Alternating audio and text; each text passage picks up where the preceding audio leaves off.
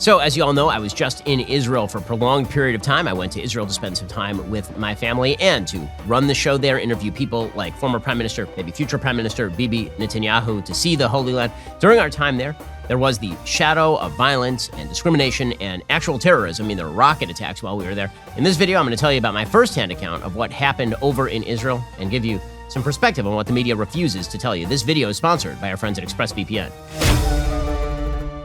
So I want to give you some of the behind the scenes over in Israel. I was there for a long time. It was a really stacked trip. Saw some really amazing stuff. So obviously you saw, I would imagine, my interview with Benjamin Netanyahu, the former prime minister of the state of Israel, probably the future prime minister of the state of Israel as well. Bibi is a fascinating character. He's brilliant. He's incredibly well-read. And we spoke about history and literature, and he basically told me that all he reads is history, and it is very evident when you talk to him that this is the case, which means that he has a broad-range view over both kind of time and space. He's the kind of person who can sit in front of a map and just give you a disquisition on the nature of world politics. Very few people can actually do that in today's day and age, particularly elected leaders. Bibi is definitely unique in that way. He and I also talked a lot about economics, so Bibi got his start in Israeli politics, focusing on the economic side, and he is back in the business of doing that again for the future election. One of the things that you can tell in Israel is definitely the difference between the prime minister's office and the opposition leader's office. Not quite the same place. We met at the top of the Likud building. It was very cool to walk with Bibi around the Likud offices. He actually took us out on the balcony, and he showed us footage of where the towers were in Tel Aviv before he was economics minister, and then where they were afterward. Bibi is very much focused on the economic success of the state of Israel, which is going to be a major factor in their security success. What Bibi understands is something we need to understand in the United States as well. It's a point I've made a lot, which is that the strength of America globally, and in terms of its military presence, is largely reliant on the strength of its economy. Israel needs to recognize that as well. The great shock in the state of Israel, honestly, is that the state even functions. This is the big problem with a tax-heavy regime. This is true in places like California, as well as it's true in Israel. When you have extraordinary regulations and tax policy, people attempt avoidance, and so you get a massive black market economy. This is something that Bibi understands really well. It's actually something that a lot of the politicians in Israel are beginning to understand. Israel started off as a socialist country. It's becoming more capitalistic. That comes with its struggles. While I was there, I also spoke at CPAC in Israel. It was an event in Tel Aviv, which is the leftmost city in Israel. And 3,000 people showed up, which was the single biggest conservative gathering in the history of Tel Aviv. And so having a big conservative event in Tel Aviv, it shocked a lot of people. A lot of people kind of freaked out about it. There was an article at Haaretz talking about how freaked out they were that they could garner 3,000 people at a stadium in Tel Aviv to discuss conservatism. And it was an enthusiastic crowd, I got to say. It was pretty amazing. Even Haaretz, which is effectively a socialist-leaning newspaper, even they were saying that they are concerned about the rightward swing of Israel, which of course made me very happy. Other things that we saw while we were in Israel. So we visited the Temple Mount. I visited the Temple Mount actually twice. So the first time we went out was pretty spicy. You're guarded by the Israeli police all the way around. You have Israeli soldiers who are guiding you around. Now understand, this is sovereign Israeli territory. The holiest site in Judaism is the Temple Mount. It is the site of the first and second temples. It's a site that Jesus obviously walked. So this is a very holy site. Jews take it very seriously. The Islamic Waqf controls a lot of how this works, which means that you're technically not supposed to pray on the Temple Mount. Now, informally, Jews have been praying on the Temple Mount for quite a while, but when you pray on the Temple Mount, you're not supposed to shuckle. Shuckle is what you see Jews doing when they pray, right? They kind of waver when they pray, very often if you're Orthodox.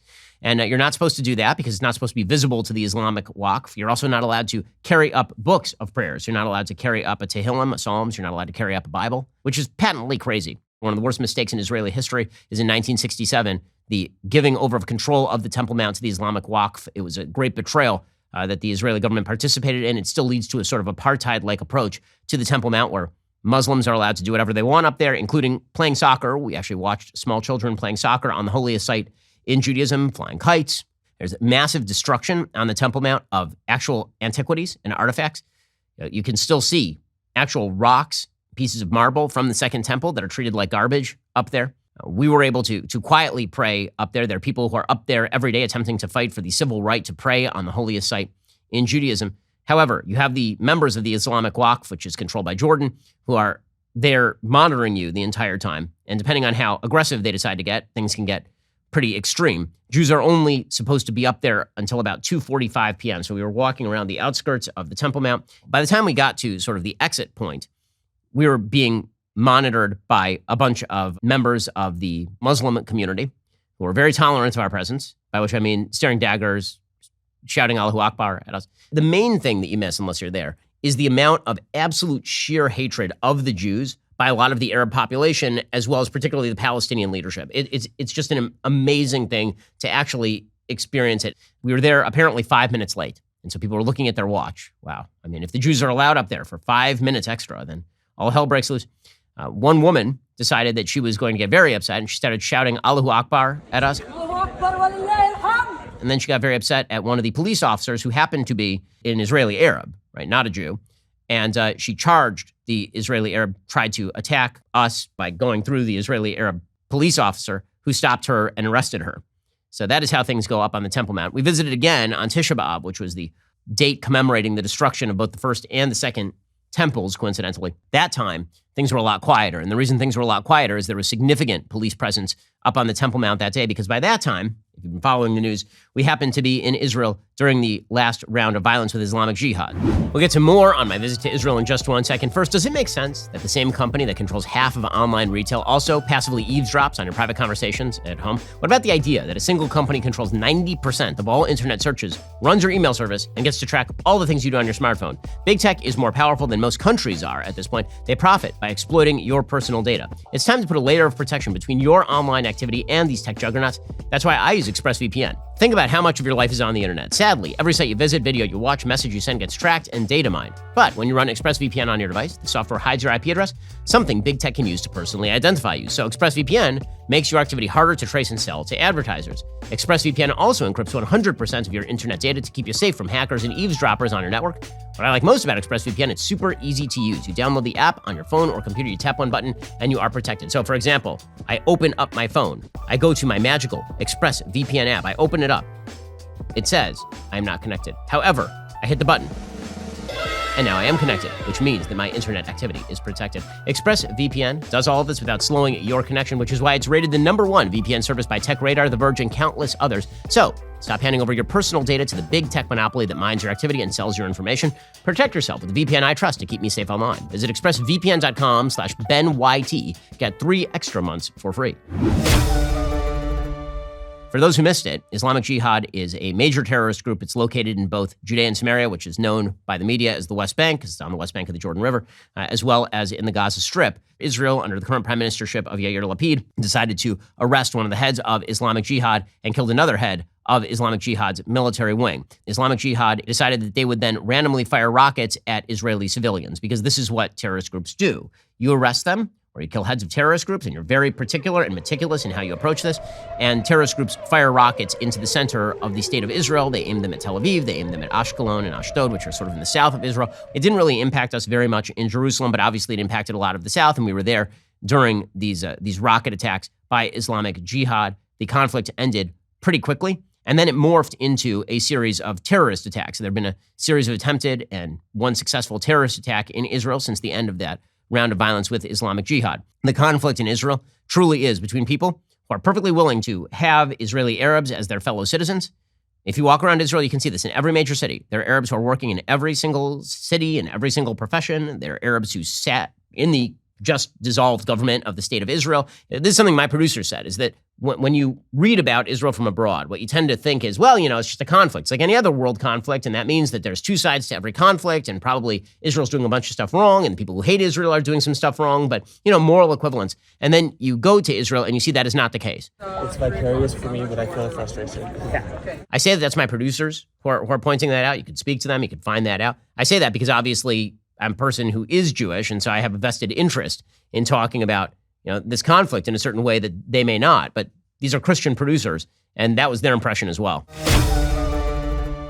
Other things that we did while we were in the state of Israel. So we had the opportunity to watch an Israeli Air Force scramble, and I was briefed actually by some members of the Israeli Air Force on the precautions that they take. So when you watch the conflict between the Jews and the Palestinians during every round of violence, which happens apparently about once a year minimum, you will see that the international community tries to condemn the Israelis for quote-unquote indiscriminate killing. That's an absurdity piled on an absurdity.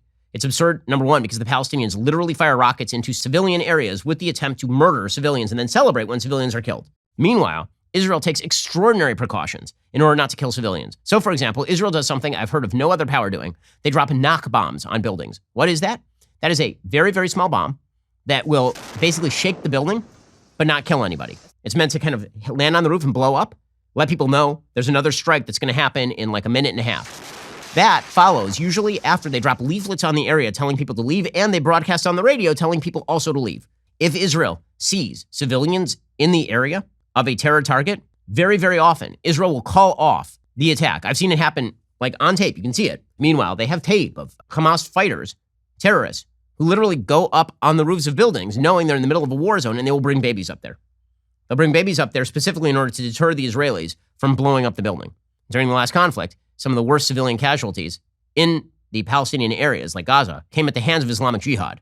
And there is actual video, you can watch it, of Islamic Jihad firing a rocket, which immediately turns around and boom, hits an area, killing a bunch of Palestinians. In fact, more Hamas members were killed during the last round of violence by Islamic Jihad than were killed by the Israeli military. The Israeli military did not want to provoke Hamas into entering the conflict, so they avoided killing members of Hamas. Meanwhile, Islamic Jihad killed at least a couple members of Hamas just by accident because they're incompetent idiots who are also evil terrorists. It's an amazing thing to visit. One of the things I enjoy the most when I visit Israel is bringing my producers with me and getting to hear from them what it's like for them visiting the first time. The amount of history that's in Israel is just incredible. You can walk around in exactly the area that Jesus walked. You can walk around in exactly the area that David lived, and know at the same time that when you're done, you go to a modern coffee shop with internet access, because Israel's an incredibly modern country situated just in the midst of history in one of the most violent regions of the world. Its continuing existence is a miracle. You see that every time you are there. And the first time you visit and you see the juxtaposition of where everything is, you don't understand the conflict in the Middle East until you actually visit. It is certainly worth visiting. I enjoyed the visit a lot. I got to meet a lot of wonderful people from various political parties, got to meet a lot of soldiers, got to hang out with a lot of people who just live there. I look forward to visiting again. Suffice to say, there will be surprises next time I visit. Can't wait to bring you the news on that when it breaks. In the meantime, if you're looking for a place to travel, it's definitely worth considering.